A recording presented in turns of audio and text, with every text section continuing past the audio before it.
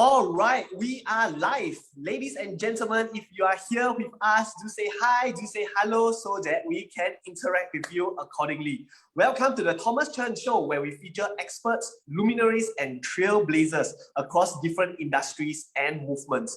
And today, we are going to dive into how we can become powerful communicators. You see, ladies and gentlemen, communication is something we do every single day. We communicate at home, we communicate at work, we communicate at a social meeting, and we communicate in many different settings. And hence, it is indeed an essential skill for us to develop. When we develop it well, we will certainly be able to benefit from it tremendously, be it for conveying messages, be it for building strong relationships, be it for leading teams, be it for persuading and doing sales.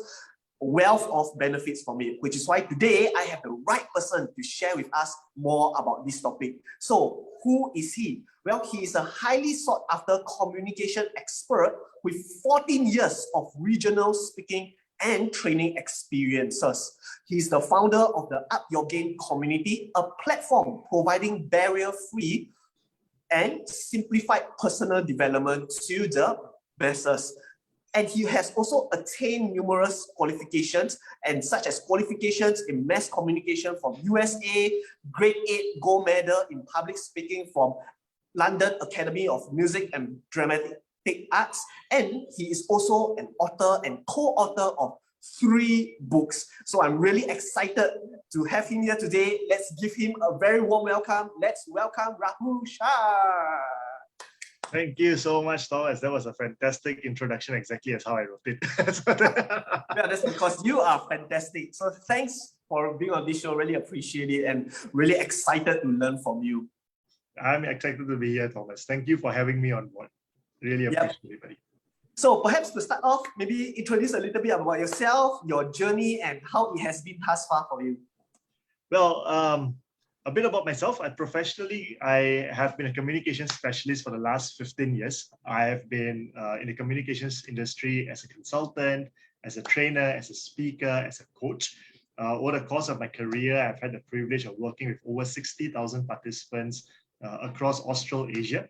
So I think largely my entire existence of my adulthood has been revolving around the topic of communications. So you take me out of communications, I'm very lost, but within the domain of communications, I'm extremely comfortable.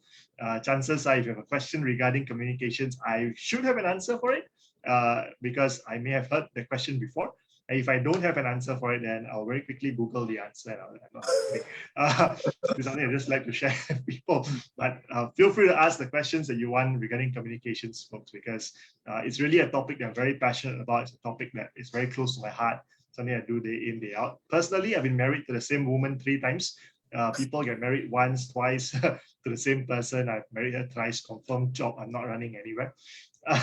And a product of that marriage has been 23-month-old minion. So if you hear some background noise today, it's a weekend, so that's probably being caused by him. Very, very nice. Congratulations, by the way. I'm sure your life now is so much more happening. Extremely colorful.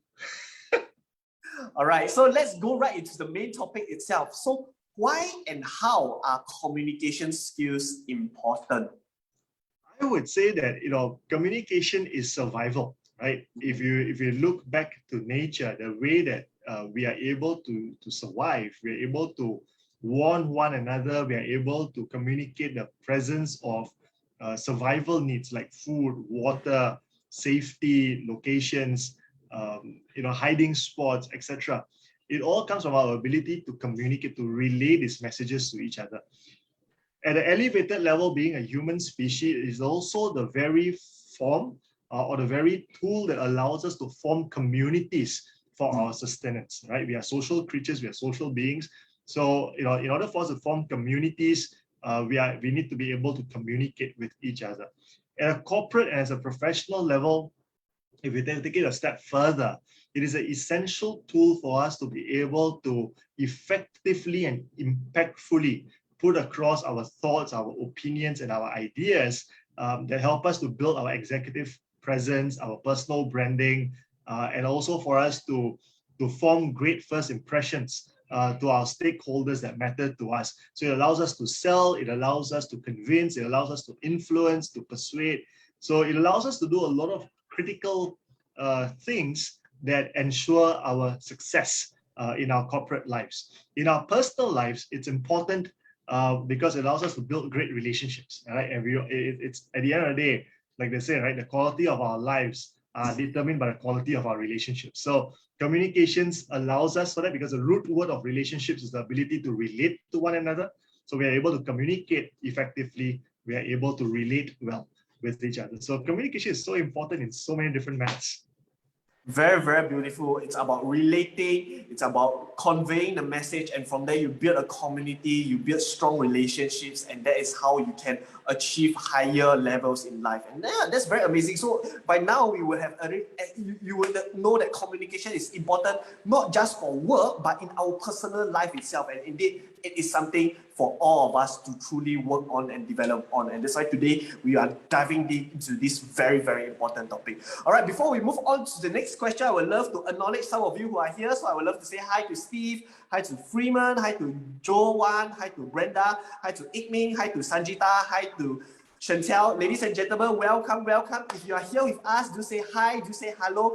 I'm looking at all of you so I can interact with you accordingly. And if you have any questions about communication, do put it into the chat box so that we can address it accordingly and give you maximum value. And if you enjoyed today's session, give it lots of thumbs up, share it out so that more people will be able to benefit from it. This is going to be a very enriching session.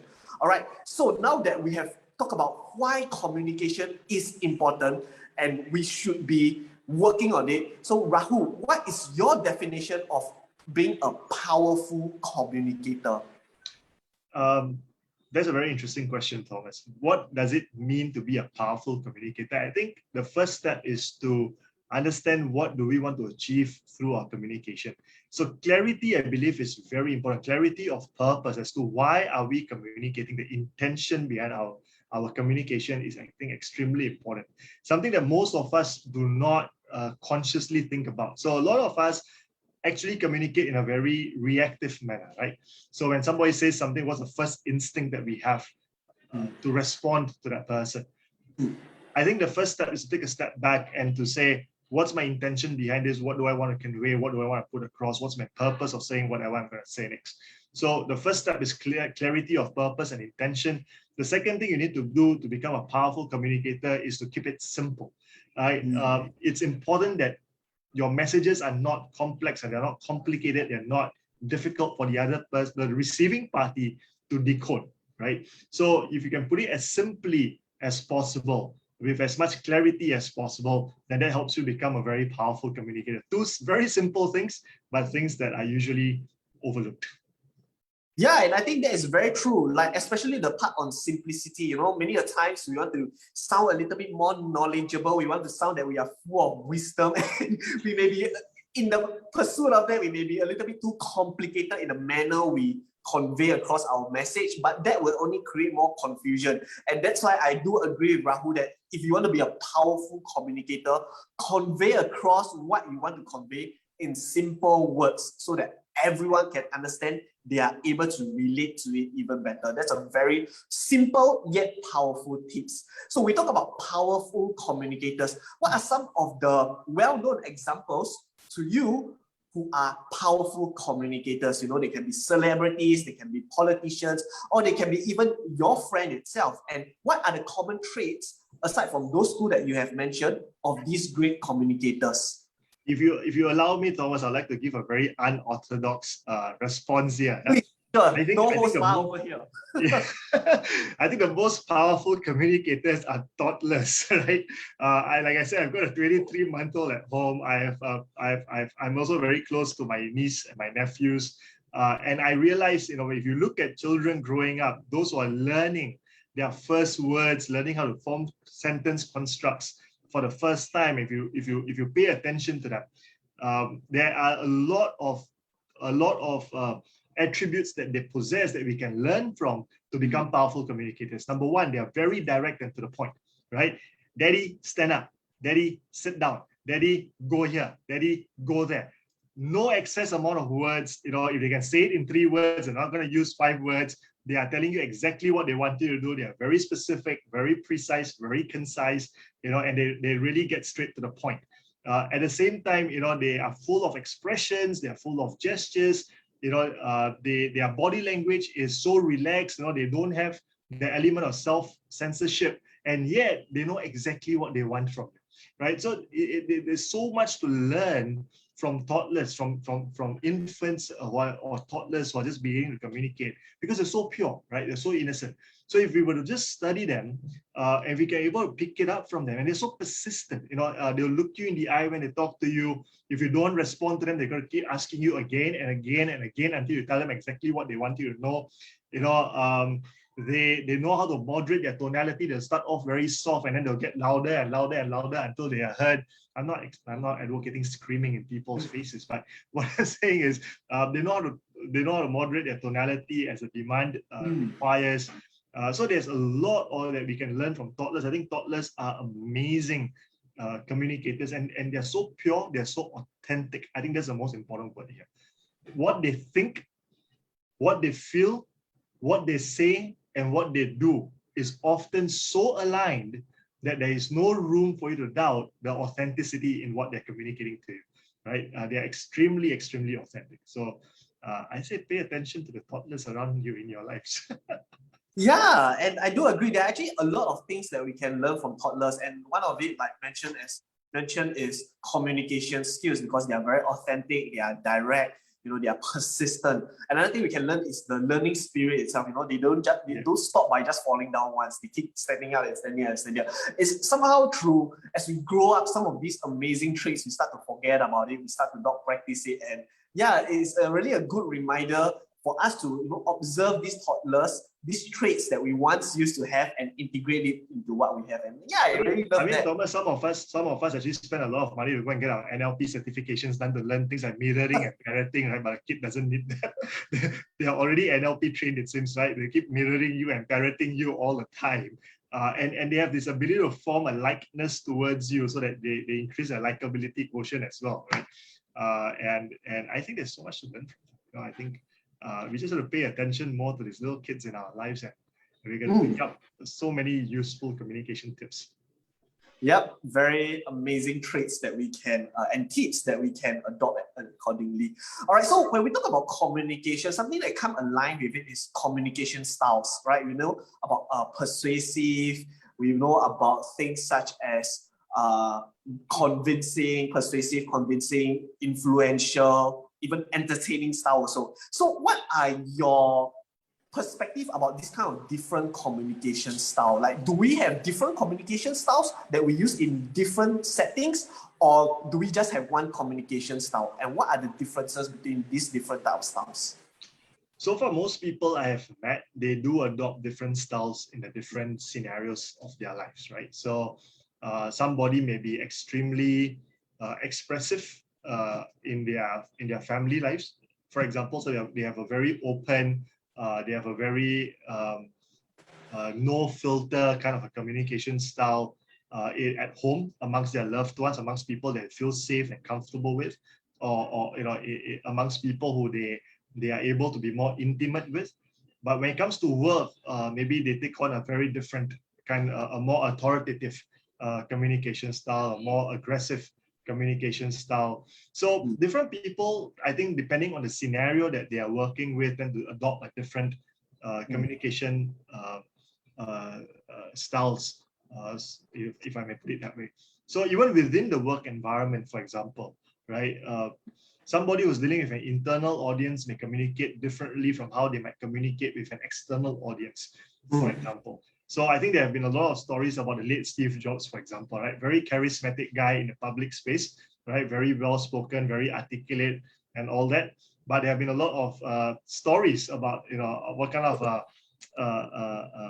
a tiger boss he was in the office, and the kind of beautiful language he used to use amongst his internal stakeholders, right, when he used to deal with them. So I think to get different outcomes, because here he's selling, so he's being more of an influencer, he's being more of a persuasive person, so he's turning on his charisma quotient. But at work, I guess he's a taskmaster because he needs things to get done. right? So maybe he adopts a different persona, and a different persona might lead to a different communication style as well.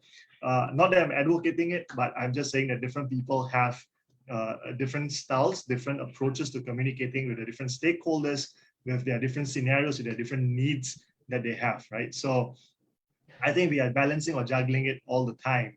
And whatever helps us to progress, whatever helps us to achieve our end goal, our end agenda, I think that's what most of us are going to be using. Very nice. So different type of communication style for different settings. And I love the example of Steve Jobs. Yes, he can be very charismatic on stage, presenting and selling. But when he needs tasks to be done, he will perhaps be a little bit more direct, a little bit more aggressive itself. Well, ladies and gentlemen, it's just a few minutes in and we are learning so much already. All right, so I would love to acknowledge more of you who are coming in. Hi Itmi, hi Sajita, hi Chantel, hi May, hi Man, hi Bella, hi Avril, hi Rachel. Ladies and gentlemen, if you are here with us, don't be shy, say hi, say hello, and ask any questions on communications that you may have so that we can give as much value as we can. And also, if you enjoyed today's session so far, give it lots of thumbs up, share it out so that more people can learn from it. All right, so earlier on, we talked about Steve Jobs, who is a leader, right, in his corporation itself. So when we talk about leaders, managers, executives, are there different types of communication styles that are more suitable? Because we know there are people who are autocratic, right? We are people who are perhaps more democratic and other different kinds of style when it comes to leading team. So I know there's no particular one answer to this, but what is your idea about it when it comes to leading team? What kind of style serves the best, or it also depends on the situation? I'll answer that question with this, right? I'll answer that question with what is needed for leaders to succeed in their communications in today's day and age, right? And this may be something that is a reality already in certain organizations with certain set of leaders, and this may be something to be aspired for in others, and this may also be something that may require a transition in some organizations because some people are just not open to it, right? I mean, if somebody has been running an organization in a particular way for the last 30 years, they might come from a space of why do I need to change, right? But and so whatever I'm going to share next may actually require a leadership transition before it kicks in certain organizations. But I would say that this is going to be the bar. This is going to be the way forward for communication and leadership today and moving forward, right? There are two aspects that are critically important for leaders to be able to express or to put forward with their stakeholders. Number one, I think authenticity is very important. People want to see consistency, right? If today you're singing one tune, tomorrow you're singing another tune, trust becomes a huge challenge in developing amongst your stakeholders. People want to be able to trust their leaders today. Gone are the days where just because you're in a position of power, I'm going to accept everything that you're going to put forward to me, right? Today, people question you a lot more. They challenge you a lot more. They are more skeptical, they are more educated. So their needs of going to work is also different, right? Our grandparents' generation went to work for the sake of survival, right? So I go to work because I need to survive. Our parents' generation went to work because of the need for growth, to improve their lifestyles, to elevate their quality of life and their living. Today, people go to work more for fulfillment, right? It's a very different thing. So if I have a horrible boss, I'm less likely to stick around because there's no loyalty. There's no loyalty to begin with, right? Because it was either for survival or for quality of life. It was not for loyalty. It's not because I love you so much, which is why I stick around, but because I have no choice. But today, I think our generation and the younger generation has choices available to them. And with choices available to them, they're more empowered to say, I don't like you, I'm out, right? So if you want to retain your workforce, you want to retain your talent, you got to develop trust. Now, in order to develop trust, they want to see authenticity. They want to see the consistency of messaging, of emotions, of sentiments, of personality, of branding. So they want the authenticity to be in there. So leaders got to pay a very close attention to who they really are, what they stand for, and what are they projecting outwards, right? So there has to be an alignment between who they are and who they want to be seen to be, right? It cannot be two separate things. So that's one. The second thing is vulnerability, extremely important in today's day and age. Right? I think people want to be able to work with people who they can relate to, right? Who are identifiable. Because if you are going to put yourself on a pedestal so much higher up that I can't relate to you, if you're going to be so perfect, if you're going to be so good that I can't be that person, I'll never be able to be that person, I just can't form a connection with you because you're not identifiable to me anymore. So vulnerability is important. This is where I think storytelling becomes extremely important for leaders today, right? Being able to and being willing to tell those stories about themselves, their failures, their low points, their weak moments, their personal lives, their families, their pets, their values, what they stand for, their pleasures, their pains. Being able to tell those stories, communicate that, to appear to be more human, to build that real connection with their people is extremely important. So vulnerability is the second thing that's required in communication in today's day and age. So I think for leadership especially, authenticity and vulnerability are two very, very important pillars moving forward. And a lot of times these two things are lacking because they're so disconnected, they're so distant from their people that they're not really someone that people can relate to anymore. Wow, very nice. Ladies and gentlemen, if you missed that, you must watch the replay, especially if you are an aspiring leader or currently a leader in your organization. These are two very powerful traits that you should practice: authenticity as well as vulnerability. Because nowadays, let's face it, people are full of options. My generation, more of us prioritize what? Quality of life, right? Quality of living, having a great working place. And that's why if you want to retain your employees, you have to be authentic, right? Mean what you say, be consistent with what you say, have that congruency. And of course, don't be afraid to show your vulnerable side, your human side, so that people can connect with you more. Amazing tips. All right, so I would like to use this opportunity to bring in one of the questions by our audience, because it is also related to working and colleagues and leadership. So here's the question. Rahul, what level you are going to keep professionalism in communication? Let's say if you are communicating with your colleagues, maybe to put in a little bit of context. Sometimes we can be too close to our colleagues that we start to joke a little bit too much, but where is the line to draw? Yeah, so I do a lot of presentation skills courses in organizations, and one of the things that they ask in a presentation context, a similar question is, well, when can I be informal or when can I be formal in my presentations, right? So the whole debate between formal or informal presentations, I always give them this answer: there's no such thing as a formal or informal presentation. A presentation is a presentation. So in the same manner, I would say that communication is communication, right? Now, I guess the question that really bugs a lot of us is, number one, appropriateness. What's appropriate and what's not appropriate? Now, what is appropriate and not appropriate is usually defined by the individual organizational culture. What might be appropriate in one organizational culture may not be appropriate in another organizational culture. I give you a simple example. I can be great buddies with my boss, but if I'm working in a traditional environment, a traditional maybe brick and mortar business or a family-run business, or in the civil service, certain civil service agencies, for example, it may be inappropriate to call my boss, who's a lot more senior, both in terms of designation and age and experience, by their first name, right? Especially in the Asian context. So we usually refer to them as Mr. So-and-so in their surnames, or Mrs. So-and-so, or Madam So-and-so in their surnames. In a MNC, maybe a lot more appropriate even to refer to your CEO maybe by their first name, especially in the startup culture, right? So, and we can be very close friends. We can be drinking buddies after work or whatever it is. So I'll say organizational culture shapes what's appropriate and what's not appropriate. So it's about understanding and appreciating what your organizational culture is like.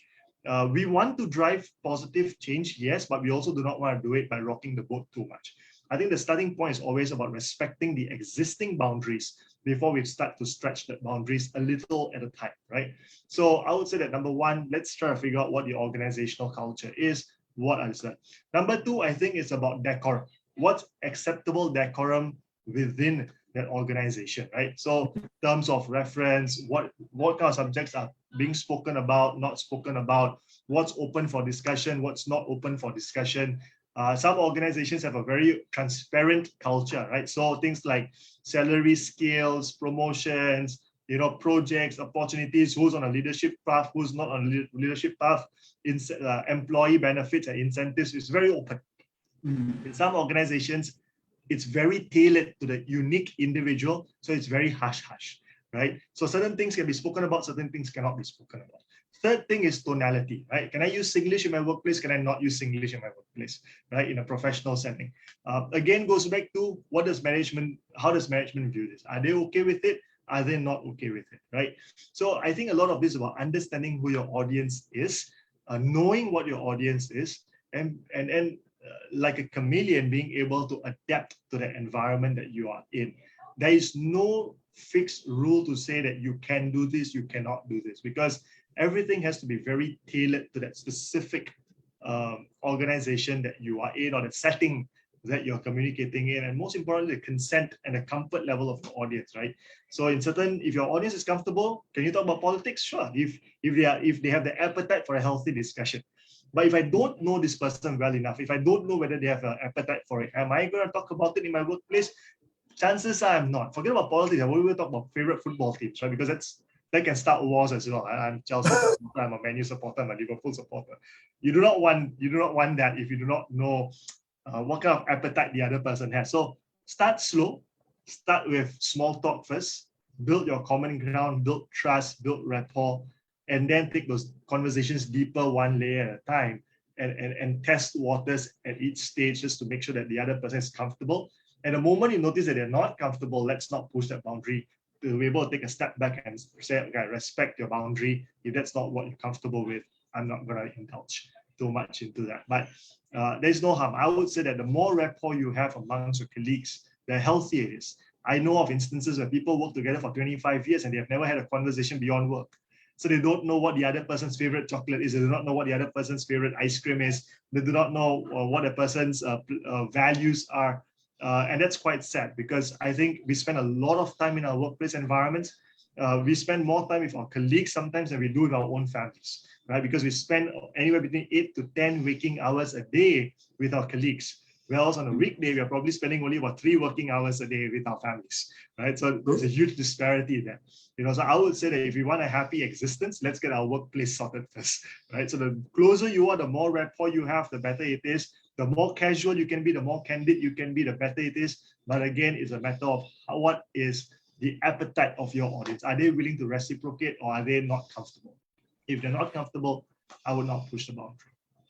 Very, very nice. Yes, ladies and gentlemen, know your audience, develop that awareness, don't push right into it from the start, but really know how much appetite they have, and then from there, move an inch slower, closer towards what is comfortable. Very, very good answer.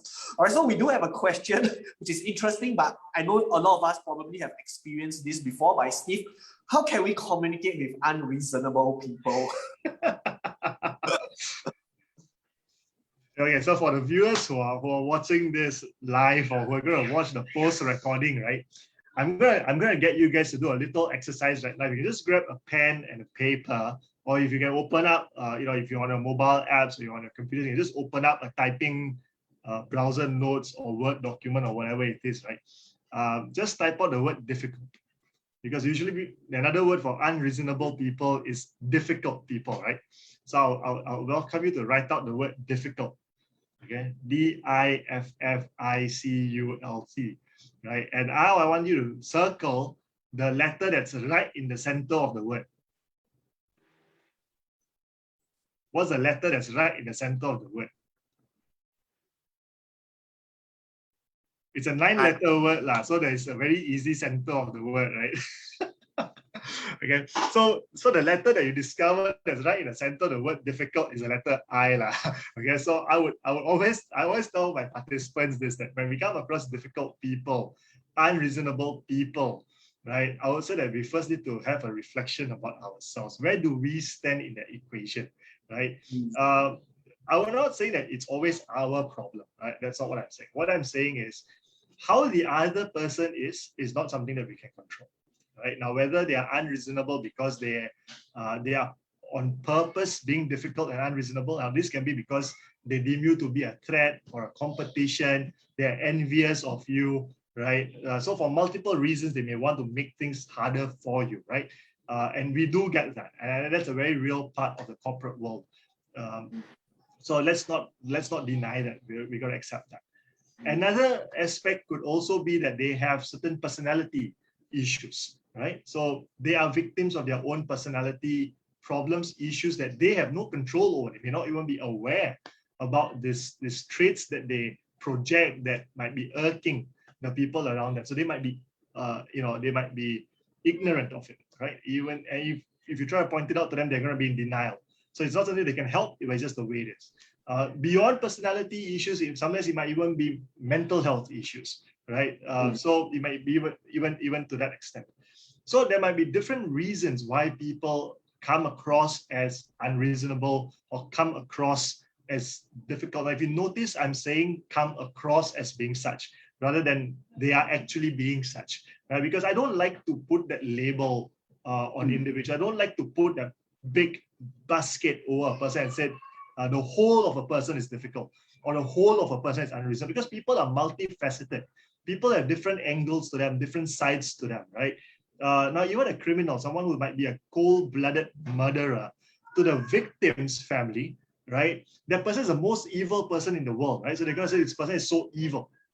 But that same person may be a father to an adorable 3-year-old or 4-year-old little girl. And to that little girl, her father might be the most fabulous human being around, right? So because he has always been a doting father to her, he has been gentle with her, he has been loving to her, right? You do not know what drove him to commit that act. So to two different people, that same person, to one, he's an amazing human being. To the other party, he's the most monstrous human being, right? So to say that the entire person is like that is a big leap. And I wouldn't go as far as to say that ever. But I would say that traits of a person can be annoying, qualities of a person can be annoying, aspects of a person can be annoying, what a person does can be annoying, but not the whole person. So we need to break it down first, because we want to deal with something that's within what we can cope with. A big person is not something that most of us are ready to cope with. It's just too much to deal with. But when we nail it down or break it down to one attribute, two attributes, for example, I don't like the fact this person says no all the time. That's one thing, and that's easier to deal with. Or I don't like this person's punctuality or lack of punctuality. So that's one thing to deal with, and that's easier for us to cope with. That's easier for us to work with. So I would say that it's important for us to be able to nail down what is it about this person that we find ignorant, right? Because it comes back to what are we having a difficulty in dealing with. So to acknowledge and accept that I have a problem in dealing with this. I have a problem in accepting this. I have a problem in embracing this. I have a problem in understanding this. So when you put yourself as a starting point, and then what is it about the other person is it that you can't deal with or you can't accept, you're going to be able to find an answer to that in a much more reasonable, in a much more effective manner, right? So that I would say is the starting point of it. From that point onwards, the next step is to see how do I want to respond to this, right? And then you have options. You have options by number one, having an open conversation with this person and letting them know that, look, I've been thinking about this and observing this for a while. I don't mean to offend you, but this is how I feel when you do this. So it's not about you. It's just a particular action of yours. And how does it make me feel? How do I feel about it? And what's the impact that has on me? As a result of that, I'm not able to concentrate on my work. As a result of that, I find it difficult to communicate with you. As a result of that, I'm not able to put out my task clearly because I don't understand your instructions well enough. So what am I not able to do as a result of feeling that way by that particular action of yours, right? So that person kind of is able to accept that more, right? Because number one, it's not about me, it's one thing that I do. So I can deal with that better as compared to you telling me that you are like that. Then the person is going to go on the defensive, right? So you want to nail it down to what's the action, how does the action make you feel, and then what's the impact of how that's making you feel into tangible terms, right? So if you're able to communicate that across to that person, they may be able to have a more honest, open discussion around it. So that's one option. The second option is to get a mediator involved, a third party that you can trust, that both parties can trust, both parties respect, where there's a mutual admiration for. So borrow someone else's neutrality to be able to help you mediate that situation. So that's a second option that you may have. A third option that you have is to sometimes make your stand clear, be assertive, and being able to walk away, right? And that's an acceptable response as well. We do not want to go into loggerheads. We do not want to get into a battle situation or an aggressive situation all the time. So walking away, being able to agree to disagree, being able to exit before things get hostile and nasty should be an option that's on the table at all times to keep conversations safe, to keep conversations healthy. When you start pushing one another into a corner and saying, no, this must be settled, like a husband and wife. I'm not going to let you sleep tonight until you don't sort this out. That's when things get nasty, because you're not leaving the other party an option to walk away, right, before things get hostile. You must have the option of saying that, you know what, I can't deal with this right now. This is my stand on this. You don't agree with me. I don't agree with you. I'm going to leave it as is. I'm going to walk away for a while. Let's talk about this sometime later, right? So it's important that we have that option to walk away in that moment of time as well. We are dealing with an unreasonable person. There's an old theory that says that people are unreasonable because they're being too emotional. So ask questions to make them more logical. Don't try to do that all the time. Assess the situation, because sometimes it can become irritating and the other person may just act up. So be careful. So it's a long discussion. Usually I can cover this for half a day in a workshop setting, but I do not want to take up Thomas's half a day here. But very quickly, these are some of the tips I'm giving to you as quickly as I can.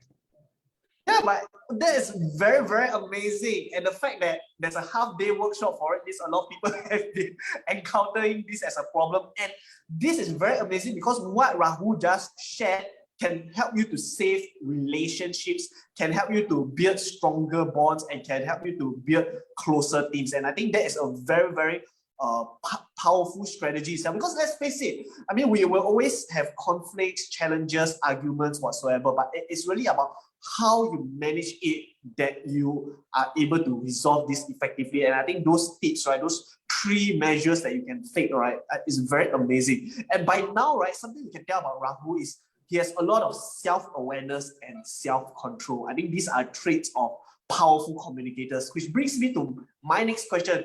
Rahul, how do you develop that? Especially, you know, when emotions are very high. For the untrained, they probably have went insane already. But how do you develop that? Is it through experience?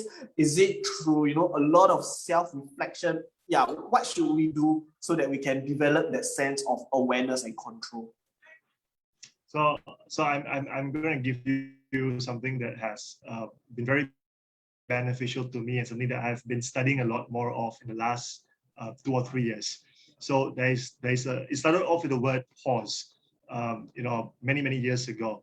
Not many years ago, a couple of years ago, I came across this awareness of pausing, and I realized that in written communications we have a lot of pauses. We have commas, we have full stops, we have exclamation marks, question marks, we have paragraphing, we have all kinds of hints to be able to pause in written communication. But when we are doing verbal communication, unfortunately, we don't practice those pauses very often. And I'm kind of guilty of that, as you may have realized in the last, I don't know, many minutes that we have been doing this. When I'm responding, sometimes I kind of just go on and on sometimes because I just want to share as much as I can. So in that kind of a sense that sometimes we forget to pause. Now, what happens when we forget to pause is there are 2 things that stop happening. Number 1, we stop breathing healthily. So there starts becoming a lack of oxygen flow within our system, because as we are speaking non-stop, we are not really breathing as much anymore. So we are cutting off that oxygen supply to our minds. When our brain is deprived of a healthy amount of oxygen supply, it's like us being in water, it starts struggling. So that it becomes a bit more panicky, becomes a bit more chaotic up there. That reduces our ability to be clear in our thoughts and the expressions of our thought, you know, how we are communicating, how we are speaking, how we are putting our messages out there. So we need to breathe more, right? So for that to happen, we need to pause so that there's more clarity of our thought and the way that we communicate. The second thing that pauses help us with is it help us to listen more, right? Being able to pause means when somebody else is speaking, I'm not feeling compelled to think of a response right away, concurrent to them speaking to me, because we are very bad multitaskers. I can either be listening to you or I can be thinking of a response. The moment I start thinking of a response, I stop listening to you actively. So active listening stops the moment you start preoccupying yourself with how am I going to reply to this? So usually what I do is when Thomas, for example, when you're asking me a question, because I'm not looking at the questions on Facebook right now. So I'm relying entirely on you to raise those questions to me, right? So when you're asking me the question, I'm actually pausing just to listen to you and what the question is.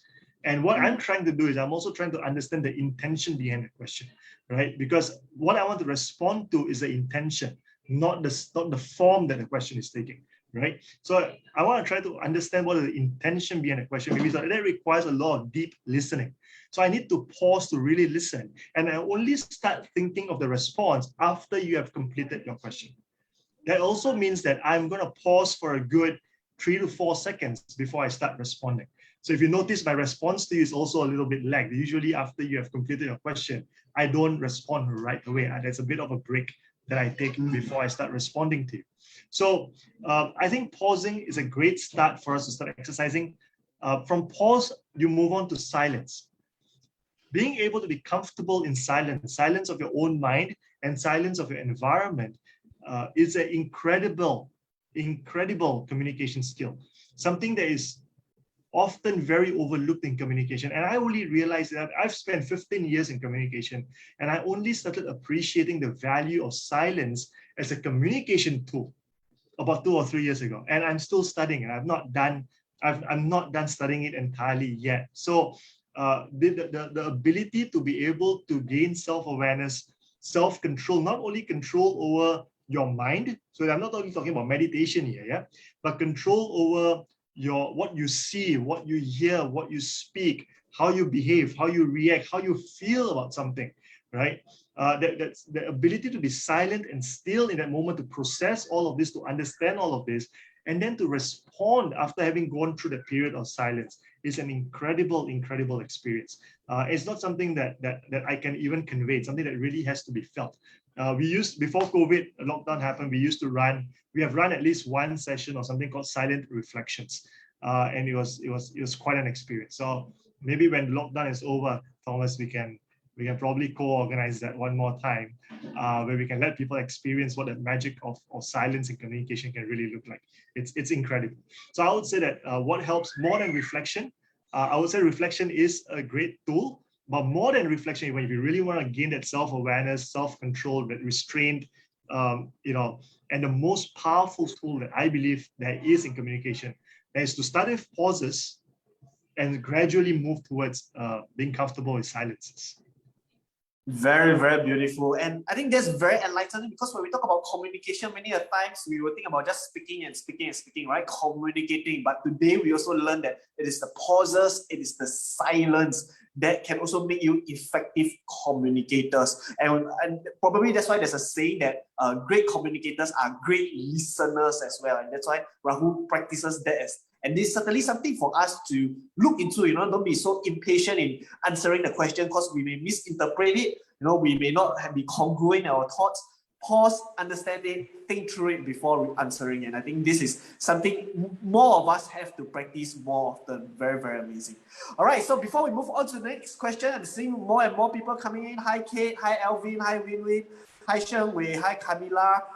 Hi, Hui Fang. Hi, John. Hi, Nicholas. Hi, Anupama. Hi, Benjamin. Hi, Kanxing. Hi, Andrea. Hi, Patricia. Hi, Adrian. So ladies and gentlemen, for those of you who are just here with us, say hi, say hello, so that we can interact with you accordingly. And if you have any questions on communication, truly a very important topic, do ask it so that we can give you as much value as we can, right? Ask your questions so that we can address it accordingly. And if you enjoy this experience thus far, give it lots of thumbs up, share it out so that more people can learn from it. All right, so we do have a question on networking itself. How can we build relationship quickly and effectively?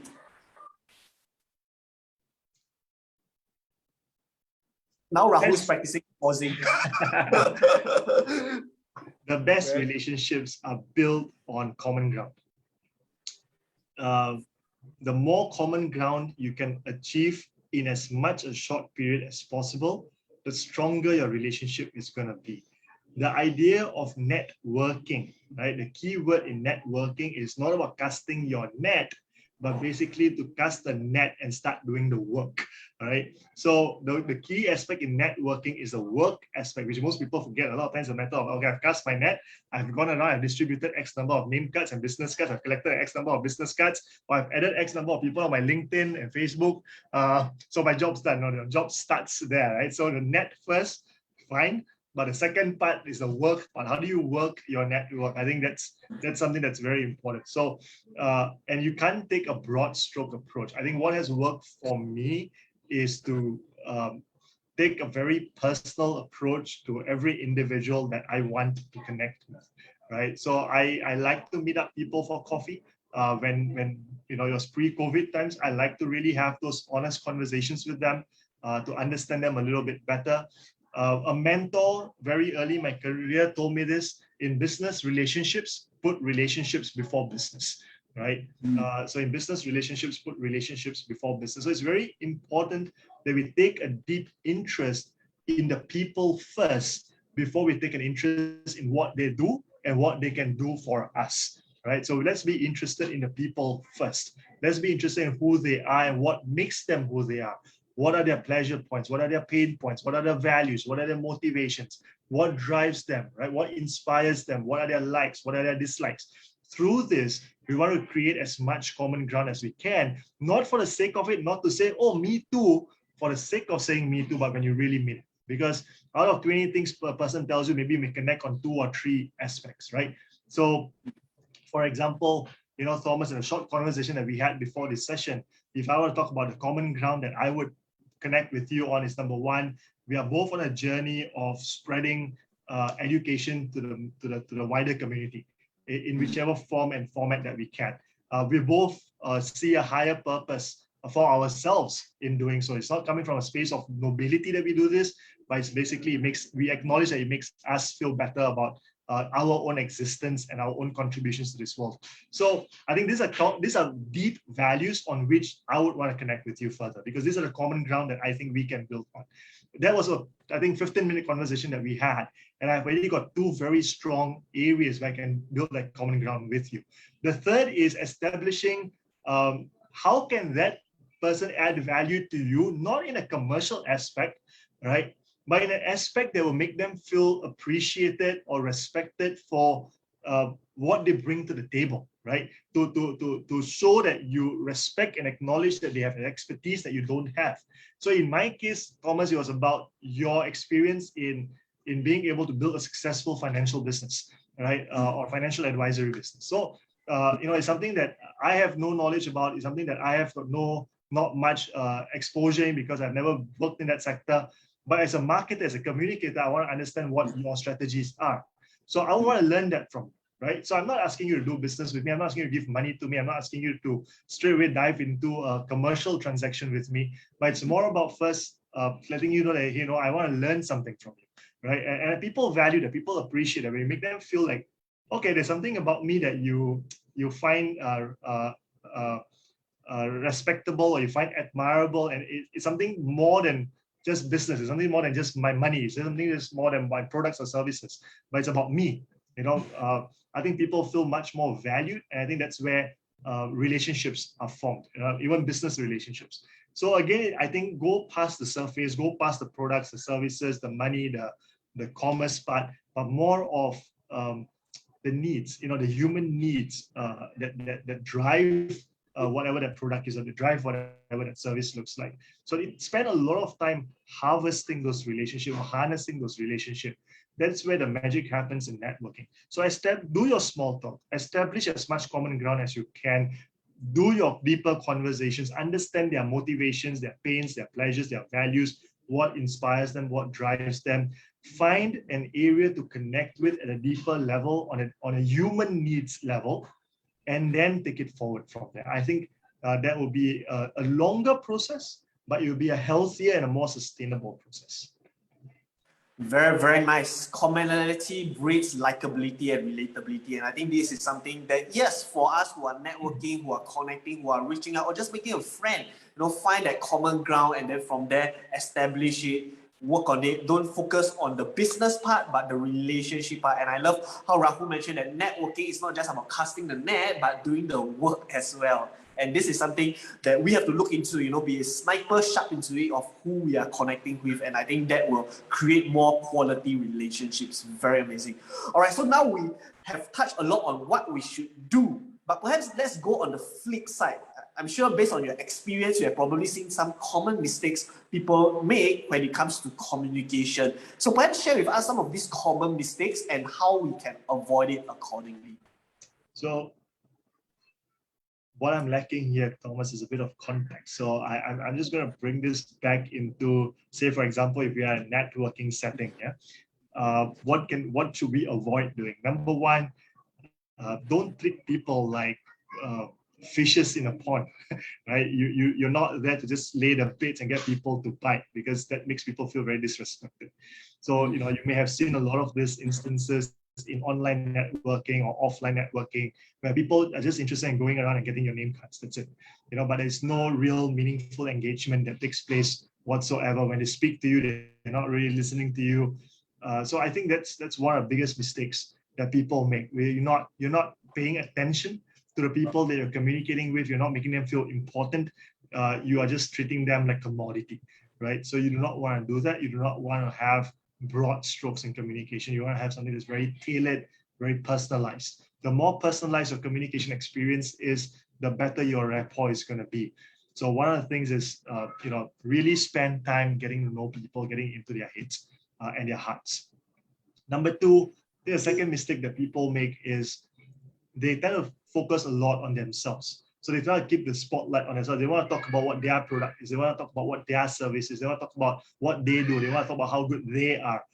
People are not interested in you. People are interested in themselves. That's the reality of it, right? Why should anybody care about you until you don't show them that you care about them, right? So a great communicator is someone who will put the spotlight on the other person, make the other person feel important, make the other person feel valued, make the other person feel like they are the star in that moment, right? So this is what some people say about Bill Gates, isn't it? That even if he's speaking to you for a minute, in that 1 minute, he's going to make you feel like the only person and most important person in the room or in the world, right? So I think that's an art where, when we give our complete presence to that person that we're communicating with in that moment of time and cast all our light on them and make them feel like a star for that moment.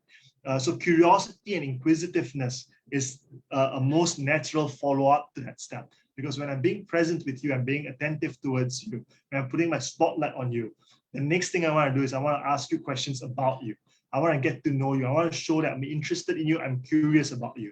So you want to know about what? So I want to know about Thomas, what drives you, what inspires you, what gets you to do what you're doing. What does success at the end of all of this look like to you? How can I support you in doing what you are doing? What would be of use and value to you right now? So rather than me going and saying, hey, can you help me? I'm here to first say, can I first offer help to you, right? Make myself of some value to you first, right? Not because I hope to get something back at the end of it, but authentically, you must be willing to want to help and add value to people's life. And I think there are a lot of guys out there who are speaking about this and doing a phenomenal job in spreading that message. And I would say that listen to that, because it's very true and it's very real. So if we can get through these 3 or 4 stages off the bat in our networking, then we are off to a great start, right? After that, it's a matter of the quality of conversations you are able to sustain. But these are a few things I would say to avoid as a starting point. Very, very nice. Well, ladies and gentlemen, if you missed that, do watch the replay. I think all these are really very valuable, wisdom and experience that Rahul has gathered over the years. And these are things that we have to apply when we are communicating with one another, be it in the networking setting, in the social setting itself, really get to know the person, give them undivided attention, show them that authenticity, be curious about them. I think all these are very amazing points that we must really implement. Don't just watch this session, implement it the next time you communicate, and that's how you can become even more powerful communicators. All right, so I see another question. I think it's a great question, very relevant right now. With communication done virtually most of the time right now, how do we adjust accordingly? Sure. I know there's a lot of work from home, a lot of Zoom meetings, Facebook Live. So yes, pose its own unique set of challenges for a lot of people. Number one, when we're working from home, it's a space that's usually not designed for work. It's a space where we can be comfortable and the people around us can be comfortable. So I would say that the setup of the space around us is often the biggest challenge. So actually, if I don't know whether you're picking up my background right now, but you're probably going to be hearing a toddler screaming every now and then. So I would say that first, let's get comfortable with that, right? Not only from from the perspective of the person who is having to cope with it, but even from an audience's perspective. Let's say if you're in the audience, the person who's speaking or presenting, you hear some sounds coming from their background. Let's not judge them for it. Let's not penalize them for it. Let's accept it and embrace it. Because the moment that person feels like it's okay, they are going to feel less stressed. They're going to feel less worried. They're going to feel less pressured that I need to somehow juggle dealing with that and dealing with this. So if you are going to let them know that it's okay, they're going to feel more okay. When a person feels more okay, you're giving them that space to communicate more freely, right? So we must not always put the onus on the communicator only, but I think as an audience, we too can be empowered to make the communicator bring out the best in themselves, right? So let's first be a very friendly audience, right? That's a very compassionate, a very empathetic audience that says it's okay, right? So when it comes to the virtual setting, let's start off with an audience's hat first, right? Then let's turn on our videos, let's stop turning off our cameras, right? Let's be an audience that is willing to show ourselves. Because what's taken away in a virtual presence is you no longer get those cues, the verbal, non-verbal cues that you'll get in an offline setting.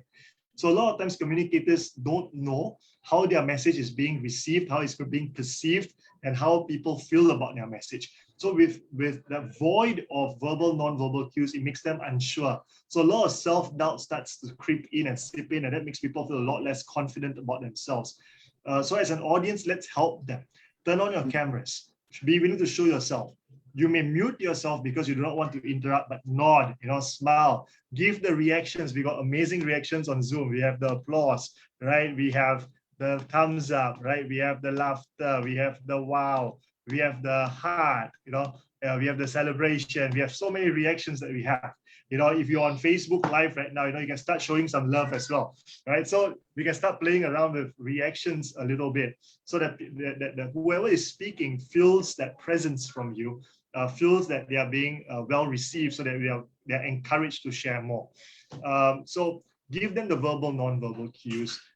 Ask questions actively, participate, interact, so that the person doesn't feel like they're speaking to a wall or speaking to a vacuum. Right? It's extremely important that a person feels they're speaking to people, and these people have an interest in what they're saying. So how can you demonstrate their interest in what they're saying? Ask questions, be curious, be inquisitive, ask them to elaborate, ask them to expand more on what they have just shared. By doing so, you're going to encourage them to go deeper into their sharings, and that allows them to do that. So I would say let's start off with the audience's hat and what we can do as an audience first. Now, as a speaker, what can we do? Number one, I think let's start to show a bit more of ourselves. Some of us get really into the cameras when we are doing our virtual thing, right? So we don't want to. Let's show a bit more of it. I would say a passport-size frame is a good thing. If you can show a bit more, then that's all right. But if not, at least a passport-size frame of yourself, so that you have a bit of hand gestures coming in, a bit of expressions, a bit of your outfit, so there's a bit of color on the screen, right? So start exuding a bit more of your vibes, right? So frame yourself up nicely. Number two, work with your backdrops. I love Thomas's background right now. It's colorful, it's buildings, it's skyscrapers. It really inspires and uplifts you, right? So you can play around with something like you can put your favorite food up there, just to give a bit of an icebreaker. I don't know. So virtual backdrops can be used in so many ways. Play around with it. Show a bit of a personality through that. Pay a bit of attention to the colors that you're wearing. So I would say that you can experiment with some of these things, be a bit more adventurous, understand that engagement virtually is a lot tougher than offline because people's attention spans are shorter. They got more distractions. I can open up another browser. I can have a WhatsApp window going on simultaneously. I may have a messenger notification that pops up suddenly. So I got so many tabs open at one go. I'm reading and listening to you at the same time. So engagement is more diluted, is more dispersed. So to keep them, they got to work harder. So this is where creativity kicks in. It's very, very important that we become a bit more experimental in our approach towards what we are doing with the product.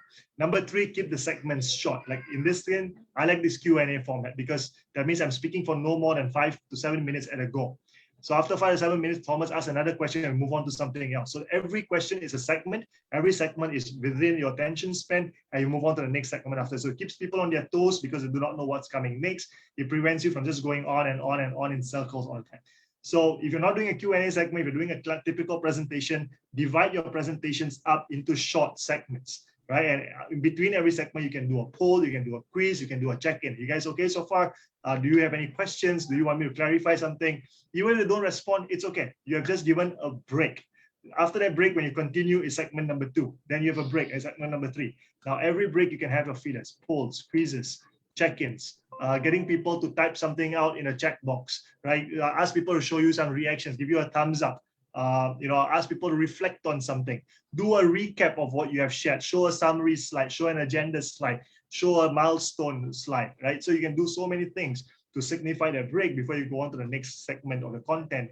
It allows people to internalize your content in bite-sized chunks rather than a 120-minute chunk, which is impossible for them to digest, right? So break up your presentations into segments so that it deals with people's shorter attention spans.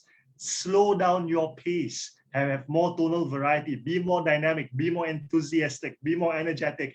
If you're going to sit there being static and be monotonous, if you don't come across enthusiastic without a sense of conviction and passion for what you're talking about, people are going to start attending to their babies. People are going to start attending to the rice on the stove. People are going to start attending to their messages. So you want to engage them. You can become a lot more lively virtually. So these are little nuances. Again, how to run online presentations, something we've been doing for the last year and a half over a 2-day workshops. So this is just a condensed part of it. Yeah, but wow, very, very, very nice. A lot of things that we can apply right away. So us as audience, when we are listening, be understanding. Sometimes it's totally understandable that there are noise coming in, there's a lack in connection, but be understanding so that the speaker will feel accepted and share more comfortably. And of course, engage the speaker as well. It's not just the speaker engaging, but you also want to be supportive. You want to switch on your video camera, support them, give them positive comments. And as speakers, we want to breathe life into the presentation, keep it streamlined, find ways to constantly engage, ask questions, reach out, and lots of tips. Watch the replay, ladies and gentlemen, and write down lots of notes so that you can apply it the next time round. You have a presentation, have a meeting, or have a connection where you need to use this so that you can engage people further. And I feel that it will be the new norm. It is the norm right now, and in the future there will just be more presentations online because people are so comfortable with these sort of meetings as well. So yeah, certainly something that we have to learn. All right, that is very amazing. It brings me to the next question itself, right? That is on communicating upwards, to our managers, executives, bosses. How do we communicate upwards, especially if we feel intimidated by the person? So now it's the opposite. Now it's leading up. How do we communicate to people who make us feel intimidated, to our bosses, for example? We have to deal with the intimidation first. Right? What is making you feel intimidated by this person? Is it a perception that comes with the position that they have? Is it an internal block and a barrier that we have? Because a lot of times it's cultural. In Asian culture, for example, when we're talking to someone more senior, someone who's of higher authority, we tend to demand that respect for the person out of ourselves. We also kind of feel a bit, what can I say? What can I not say? What if I say something wrong? So there are a lot of what ifs that kick into our mind right away. I think a lot of that is cultural to a large extent. And it's basically how we have been conditioned all our lives, right? That people of higher authority, whether they are parents, whether they are teachers, whether they are bosses, can take us to task and discipline us if we falter or if we fail to satisfy their expectations. So I'll say first, is it that? Second, is it a matter of past experience? Maybe somebody else or this person themselves have told you off before, has penalized you before. Is it past experience that you're still harboring, and this feeling of intimidation is a result, a lingering result of that? or is it something that you heard from somebody else? Sometimes your colleagues, your friends, say, hey, this person are very fierce, So what is it exactly that's causing that intimidation? Let's recognize that first. Once we identify what's causing that intimidation, then we can start working towards what that intimidation, how to deal with that intimidation. So I would say the next step is to recognize that they are all human beings. How human beings communicate is a matter of biology, physiology, chemistry, right? And it's not different from person to person, right? So the fundamentals of communication remain the same. What you want to do is you want to be clear about what you're thinking, what you're feeling, what you're saying, and what you're doing, right?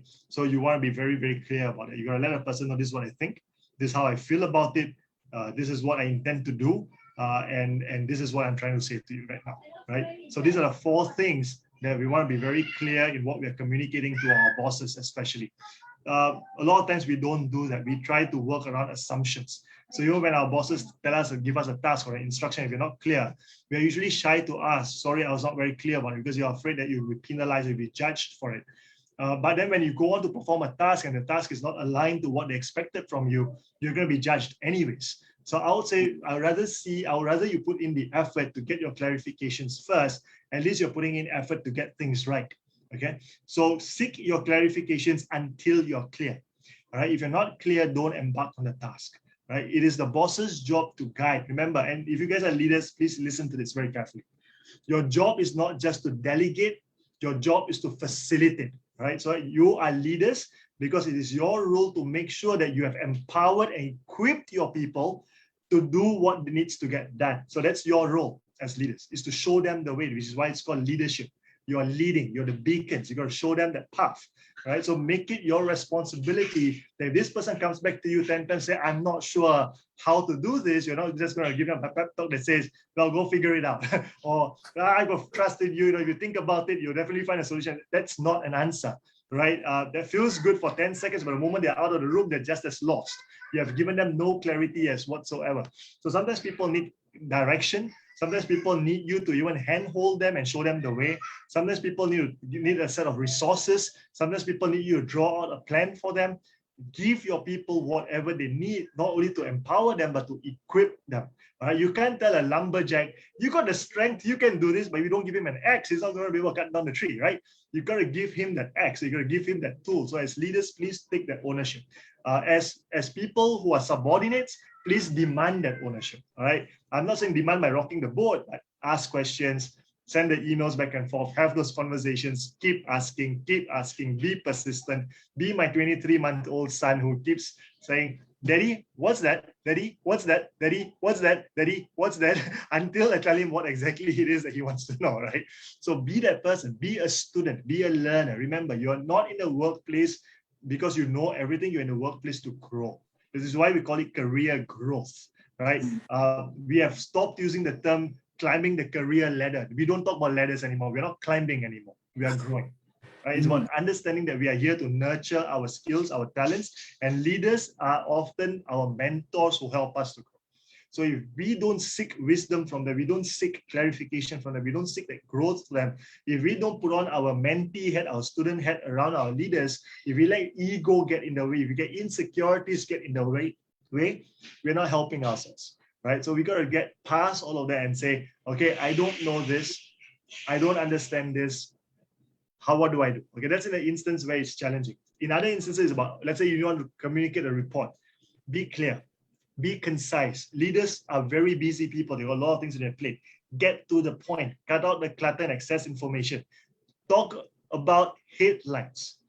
I need to communicate something to my leader. What's my headline? Talk about email subjects, right? What is my email subject equivalent of this message, right? Keep it short, keep it concise, keep it to the point, right? So talk to them in terms of headlines, in terms of email subjects, all right, so that you get their attention quick, you get their attention sharp, and you tell them exactly what you need them to know right off the bat. Do not do a developmental story arc. Start with a problem and then get on to the solution. Tell them, okay, I want to propose this. I need some funding from you. This is the reason why I want it. All right. So work in a reverse manner. Tell them what you need first, why you need it, and why it's important. All right. And then you get what you want to get. So remember, leaders are there to help you, but you got to help them help you. You got to show them why. How are they going to be feeling Let me rephrase it. You're going to help them help you by explaining to them how helping you is going to be justifiable to their bosses, because we usually work in hierarchies, right? So as long as they can explain it to their bosses, they're happy to help you, right? But they're not going to put their necks on the line for you, right? Very, very nice. Yeah, I do agree. It's a two-way relationship, man. It's all about helping one another. It's not just the boss helping and supporting us. We need to support and help those above us as well. And that's how you can create a healthy company culture. And yes, sometimes we may be thinking too much. We may feel intimidated without a reason. Really have clarity about why exactly that's the reason. Address it accordingly, and you can communicate it accordingly as well, through different techniques such as being streamlined, being direct, being exact. Yep, very, very good tips. All right, so we do have a question from Adrian. He asks, communication is also an art of selling. How can we sell an idea or product without being too pushy or desperate and being genuine? Very good. Do not sell products, do not sell ideas, sell the need behind the ideas and the services, right? Any salesperson, any top performing salesperson is going to tell you that first establish a need, sell the need, right? If there's no need, you're selling nothing, okay? So sell the need, right? What is the need for your product? What's the need for your idea? What's the need for your service? If you're able to sell the need for it, you're able to create the need or meet the need for it, then the sales becomes automatic. A lot of times the problem is we are too busy selling the product. This is my vacuum cleaner, all right? It's got great features. It has got great suctions. It has got 3 different heads for 3 different, for the sofa, for the carpet, for the towels. It is portable, it's compact, it's bagless, but hey, I don't need a vacuum cleaner, right? I live in a small apartment. I take a broom, I sweep it up, I'm done. Why do I need a vacuum cleaner, all right? If you come to me and say, so how much time do you spend cleaning your apartment every day? I spend about half an hour sweeping all around the corners and everything. All right, so once you're done sweeping, right, what do you do with all that dust? I gather it into a dustpan. And then what do you do with that dirt in the dustpan? I got to go and throw it into the trash. Excellent. So this itself is going to be another process after you're done sweeping, right? So yeah, on a busy day, so what if I can help you save the 10 to 15 minutes that you need to spend additional time? Would that be valuable to you? Right? So most people want time saving, for example. So establish the need. How is this going to help me make my life better? Right? So what sells? There are a couple of things that sells. Convenience sells, right? So you want to make sure you're selling convenience. Comfort sells. If something is going to help make someone more comfortable, then that sells. Aspiration sells. If you're going to meet someone's aspirational needs, right? Goals, dreams, ideals, right? If you're going to help them meet that, then that sells, right? The other thing that sells is safety and security. That sells. If you're gonna make some, if your product is gonna help them feel safer, feel more secure, then that sells. So you gotta understand, what are you selling? There are multiple things that you can sell here. Products and services are not one of it, right? Product and services are simply the manifestation of that, the form of that, all right? But that is not what you're selling. You're selling a need. You got to understand what the different needs are, what your audience's needs are. You got to cater to those needs. So a great salesperson always communicates needs and never the product or the services, right? So then that will help you to identify which features of your product and service do you want to highlight, because those features that you highlight are going to be linked back to the needs that you're trying to sell, right? So I would say sell needs, not the product or service, because product or service is a commodity. And I don't believe in selling commodities, because then you're going down a very dark hole, right? But when you start selling needs and you start telling people why your product is the best product to cater to the most of their needs, that's when you've got an advantage, or that's when you've got an edge over your other customers, your competitors. Very, very nice. Right, so to extend a little bit from Adrian questions, we always hear about things such as, using storytelling, using emotions in sales itself. What's your perspective about that? I would say that people buy based on emotions, right? So it's very natural that you want to tell stories. So what do stories look like? Stories could be testimonies. Testimonies are stories, right? Your personal story about your product. So if you are driving the car, if you're using the vacuum cleaner yourself, if you have been a beneficiary of the coaching service or the training service, right? If you have benefited from a particular model, a particular methodology that you are prescribing. So if you have benefited from it yourself, then that's a story. So your personal stories can sell quite well. Current affairs are stories, right? To be able to quote off news instances, I think that's a story, right? So there are many stories that we can share. The reason why share stories, Thomas, like you rightfully pointed out, is it connects to people emotionally, and people buy based on emotions. Then they kind of rationalize their emotions after that, right? But what we want to do is not to tell stories for the sake of telling stories. Sometimes the simplest of messages does the wonder, right? If somebody comes to you and Thomas today and says, "I want to buy an insurance policy," right? Maybe let's say, for example, the most basic, I want to buy motor insurance from you. You're not going to go on a tangent of why motor insurance is important and how, you had a friend of a friend of a friend, who met this unfortunate accident, and as a result of this, is now left with such a painful existence, right? You're not good. There's no need for it. This person has come to you. They tell you what they want. Just cater to it, right? So something as simple as, what do you need? What are your pains? These are my solutions. Do they sound good to you? Right? So sometimes addressing things head on to the point can be even more effective than going around the bush and telling stories for the sake of it. Storytelling is exceptionally useful when you have people looking at the world from two different worldviews. So there is no alignment of worldview here. They are coming from different perspectives. When you create an alignment of perspectives, that's where storytelling becomes incredibly powerful and useful. So I would say use storytelling strategically where storytelling can add value, not for the sake of it. My approach to sales is usually very straightforward. Excuse me, what do you need right now? What are your biggest pain points? List down and understand their pain points. I'll then articulate their pain points back to them. Let them hear what they have articulated so that you deepen that pain for them, right? For that short moment of time. And then you tell them, okay, so for this particular pain point, you've listed to me 5 pain points. For each of that pain point, I've got 2 solutions for you. So I've got 10 solutions in total for you. Now, these 10 solutions come as one package, and this is what a package look like. This is the product or this is a service that encompasses all of those things. Now, what is your thought about that? I'm not selling to them yet. I'm just asking what their thought about this was, because I want to understand what their feelings are, what their sentiments are, what their opinion is. And then they'll say, well, that sounds good, but, and that's where the important part comes. What's the but? I want to know the but. I do not want to avoid the but. A lot of salespeople run away from the but like it's a plague. You don't want to do that. You want to hear it out. You want to listen to that but, because now they're telling you the point of highest resistance. Once you get to the point of highest resistance, you know exactly how to circumnavigate the point of resistance.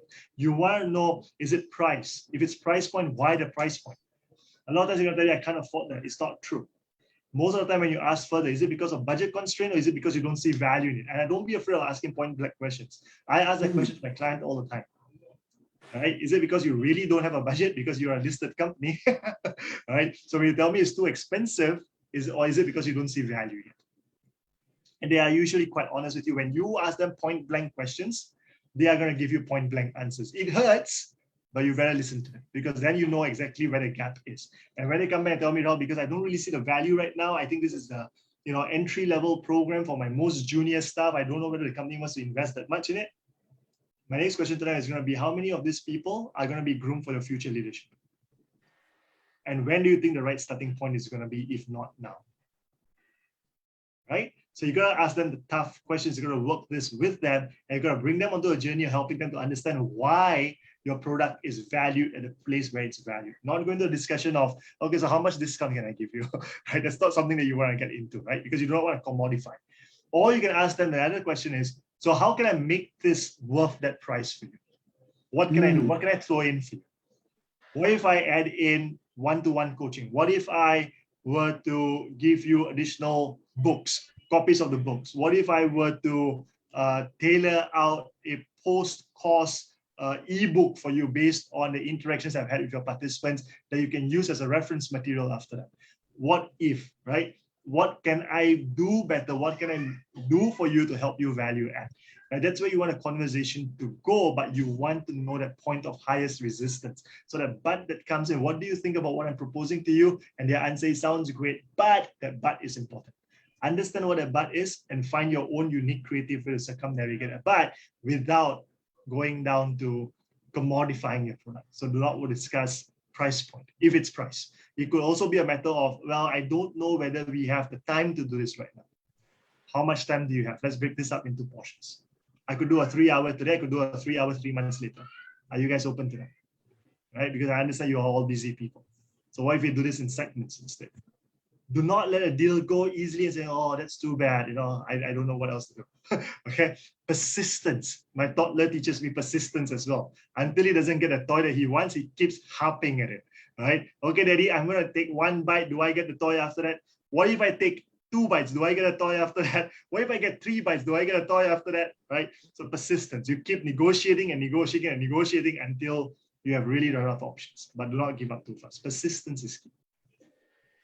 Wow, I'm speechless, man. That is like a lot of valuable. I think this towards sales training at the end itself can be a very valuable session. And I do agree, because me personally in sales, these are some of the objections that we face. And many a time we just want to, avoid the painful truth itself. But these are the things that we have to address accordingly. And when you address accordingly, right, and the client is sincere about it, right, and I think that opens a lot of doors. For clients who are not sincere, perhaps, yeah, understandable, but many of them, they are actually sincere. It's just that we haven't touched the point, or we have not really addressed their concerns and objections. And for us to even reach that level, we have to ask the right questions. And I think that's something Rahul is very amazing at, asking the right questions and handle it accordingly. And from there, that is how you really open up so many doors. And yeah, really very, very appreciative of that. And I think it can be applied, yeah. Can I add something, Thomas, while you're sharing? I just realized one more thing. You also want to be seen as a partner to your stakeholders. Yeah, so to your buyers. You got to recognize that your buyer sometimes is not the ultimate purchaser. They're not the ones who hold the purse strings, so to speak, right? They need to go up and give explanations and justifications. They need to fight your case to their management. So you want to be seen as their partner in this, right? And not just treat them as somebody who is a cash cow for you. Right, so you got to ask them the question: how can I help you to convince your management? How can I help you make this possible? Right, what do you need from me so that your management is more likely to support you in this? Right, so a lot of times they may want it, but how do they convince their bosses? How do they get their budget approvals? How do they get their project approvals? How do they get a consensus from their stakeholders? Right, so what can you do to help them? So you want to be seen as a partner in this and not just a vendor. So a lot of times we do not want to just be seen as the seller. We want to be seen as, okay, I understand what your needs are, but I also want to know what your constraints are and how can we work together to make this happen, because I want to do this for you, not for me. Right? The moment you turn the spotlight, again, it comes back to what I said earlier, shift the spotlight onto them, right? Because when they are able to deliver a project well, they look good to their bosses as well, and they want that, right? So at the end of the day, also let's not forget that if they can manage to squeeze a discount from you, right, they can go back to their management and look good and say, hey, you know what, I managed to get a discount on this. So you also do not want to close that off, but you want to also moderate how much of discount you give. 15%, 20% is off the cards, right? But you can tell them, look, I know you, what I can do is to help you look good to your management. I could throw in a freebie. I could throw in something else, right, without compromising the price. So if I'm going to give you a discount, it's going to be very marginal. I'm going to give you like a 5% off, just so that you can brag and claim that you got a 5% from me, right? But it's going to be marginal for me. So be a partner in that journey and not just a seller. Very, very, very nice. Working together with them to close the sales together. I think that is a great strategy, because at the end of the day, they want to know that you are on their side. You don't look at them as just a cash cow, but you are working with them to get that desired outcome. So ladies and gentlemen, I mean, it's more than an hour and we have learned so much, decades of knowledge and experience from Rahul. So really, really appreciate. I'm sure he got so much more to share. So Rahul, if we want to learn more from you, if we want to connect with you, how can we do so?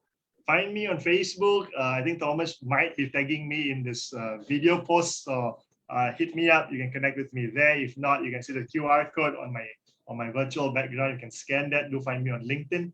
I love my network on LinkedIn as well. So do connect with me. Hit me a private message. Let's get in touch. You can ask me whatever questions you want. I'll get back to you the response as soon as I can.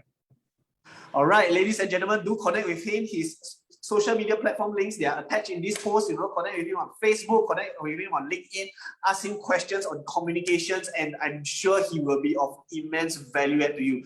This 1.5 hours, we have learned so much already. So imagine being able to ask him questions one-on-one. I'm sure you will learn so much, right? So do connect with him. And once again, a very big thank you to all of you for being here today. Hope that this session has been of immense value add to you. And a big thank you for to Rahul, who have taken out time out of his precious Sunday itself, to be part of this. Really appreciate it. And I personally have learned so much from it. So thank you everyone once again. And yeah, have a good night. Take care. Stay safe. Goodbye, everyone. Bye. Stay safe.